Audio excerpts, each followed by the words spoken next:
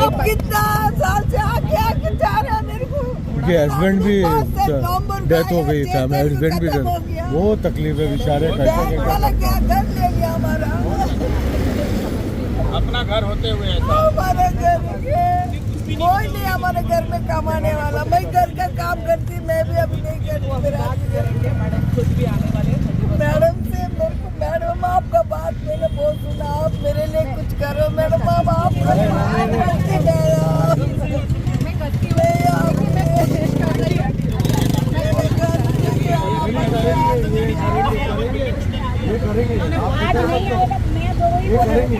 ये भी वैसी है। मैं कभी नहीं आऊंगी आपके साथ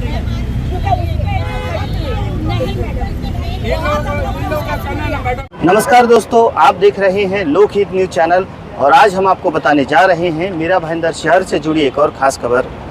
मीरा भाईंदर शहर के नामचीन बिल्डर, कुख्यात बिल्डर रवि डेवलपर्स यानी कि जय शाह के धोखाधड़ी के रोज नए नए मामले सामने आ रहे हैं और उनके खिलाफ अब जन आक्रोश बढ़ता जा रहा है।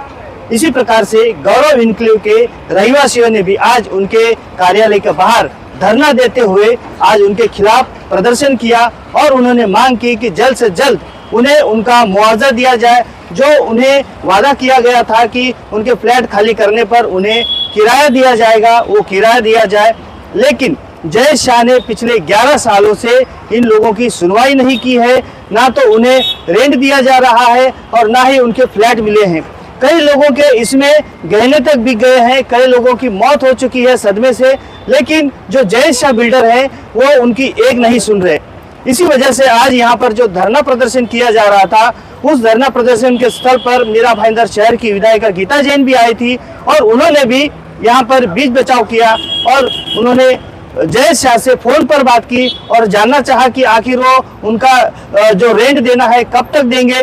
तो इस बार जय शाह ने आने वाले 22 तारीख को वादा किया है कि 50% वो उनका रेंट देंगे और उसके बाद 31 तारीख को फिर से एक मीटिंग होगी और उसके बाद आगे की बात तय होगी। लेकिन यहाँ के जो रहवासी हैं उन्हें बिल्कुल भी इस बात पर भरोसा नहीं है और वो कह रहे हैं कि जय शाह एक भी वादा पूरा नहीं करते। आइए हम बात करते हैं यहाँ के कुछ रहवासियों से, जानते हैं उनका क्या कहना है।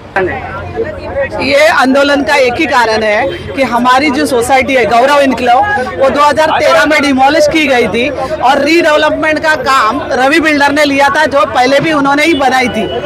ये गौरव इनक्लेव जो है वो रवि ग्रुप की ही बिल्डिंग थी और 10-12 साल में उसको डिमोलिश करना पड़ा।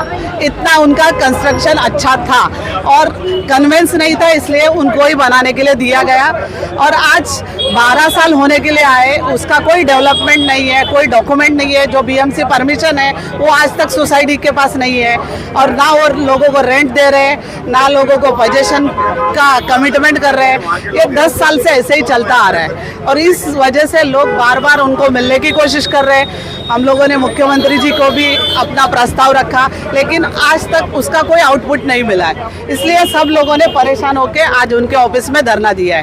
एक्चुअली हमारे बिल्डिंग का मामला है, हमारा बिल्डिंग का मामला है जो रिकंस्ट्रक्शन में गया हुआ है और जिसका बिल्डर है रवि डेवलपर्स का। उसने हमसे वो बिल्डिंग 2013 में लिया था क्योंकि वहाँ पे क्रैक आ गया था बिल्डिंग में, तो महानगर पालिका से लोग आए थे और उन्होंने हमको वैकेट करने के लिए बोला तुरंत और हमारा कनेक्शन और लाइट सब काट दिया था, तो हमको जबरदस्त वहाँ से निकलना पड़ा। इसके लिए जय शाह ने हमसे वो बिल्डिंग लिया क्योंकि हमारे पास ओसी नहीं था, तो हमको उसको देना पड़ा रीडेवलपमेंट के लिए।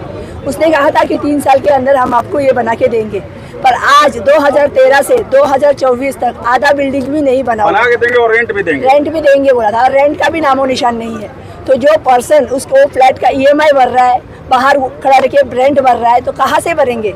इनको जरा समझना तो चाहिए। ये हमको कुछ भी ये मिलने को तैयार नहीं है, डेट पे डेट दे रहे हैं और आते नहीं है। हम यहाँ पे पागलों के जैसे 6-6 घंटा 7-7 घंटा यहाँ पे रुके रहते हैं, पर वो आते नहीं है मिलने को। इसलिए आज हमने ये प्रोटेस्ट किया है। और पहले के कमेटी के लोगों को नहीं और पहले जो लोग कमेटी में थे ना, उनसे वो चुपचाप बात कर लेता था और जो मतलब हम लोग जो सदस्य हैं उनसे कुछ नहीं बताता था, इसलिए आज इतने 11 साल लग गए। टोटल आप लोग कितने लोग हैं? हम लोग अभी कम से कम 233 लोग हैं। नहीं तो इसका मतलब तो यही हुआ ना कि आपकी कुछ लीडर से मिले हुए हैं।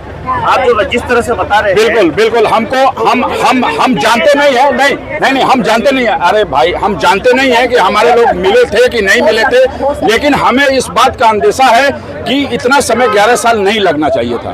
ये आपका कितना अमाउंट होगा? हमारा लगभग हमारा कम से कम हमको जोड़ के नहीं रखा है, लेकिन टोटल पूरे लोगों का कम से कम 25 करोड़ से भाड़ा बाकी है। हाँ, क्योंकि वो बहुत बड़ी जगह है, बड़ी जमीन है, बड़ी जगह है। यही है गौरव, आप तो जानते होंगे गौरव मेंबर्स है इसमें, 233 मेंबर्स है उसमें। अच्छा, क्या स्टेटस है अभी स्टेटस क्या है? अभी स्टेशन अभी हाफ भी बिल्डिंग नहीं बना है सर, और अब ये करीब 11 साल होने को आ रहे हैं। तो बहुत से लोग इसमें ऐसे जो बैंक का EMI भी भरते हैं, प्लस एक्स्ट्रा रेंट भी भरते हैं, और सब इतने परेशान है कि कोई बात ही नहीं है। और वो बोलते हैं आके ये तारीख को मिलेंगे, ये मिलेंगे, फिर आते ही नहीं, ना मिलते हैं ना कुछ करते हैं। बहुत मजबूर हो चुके हैं, जिसके कारण आज हमें यहाँ पे धरना प्रचार करना पड़ रहा है। मजबूरी हम लोगों की। मैं खुद इतना परेशान हूँ कि मैंने बिल्डर के भरोसे 60 लाख रुपए लोन लेके अपना घर यहाँ पे लिया हूँ। मेरे बच्चे अभी छोटे हैं, पढ़ाई करते हैं, मैं सर्विस में हूँ, मेरी इतनी सैलरी नहीं है कि मैं EMI भर सकूँ। और ये बिल्डर जब भी हमारी नई कमेटी बने, एक दिन भी यहाँ पे मीटिंग अटेंड करने नहीं आए।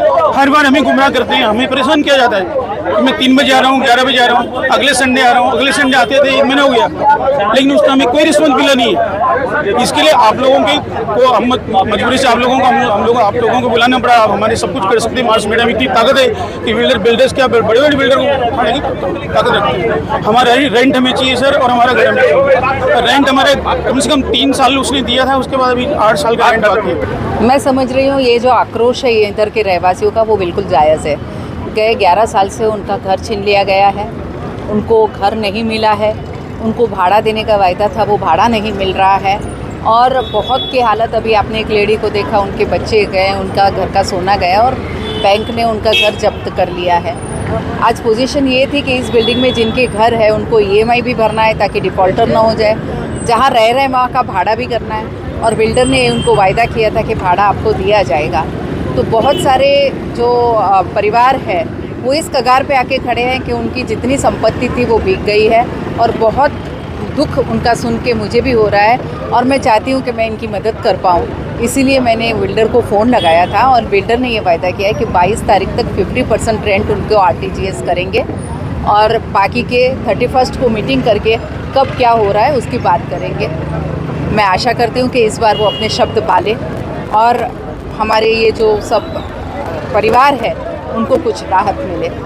मैडम, देखा गया कि 11 साल से ये लोग लड़ाई लड़ रहे हैं, लेकिन उसको बिल्डर पे इनको बिल्कुल भी भरोसा नहीं है, क्योंकि उसके कोई भी वादे पूरे नहीं हो रहे। किसी को भी नहीं रहेगा, ऐसी सूरत में सबको भरोसे टूट जाते हैं। मैडम, महारेरा जैसे कानून आने के बावजूद भी बिल्डर लोग इस तरह की धोखाधड़ी कर रहे हैं लोगों के साथ, तो क्या कहना चाहिए?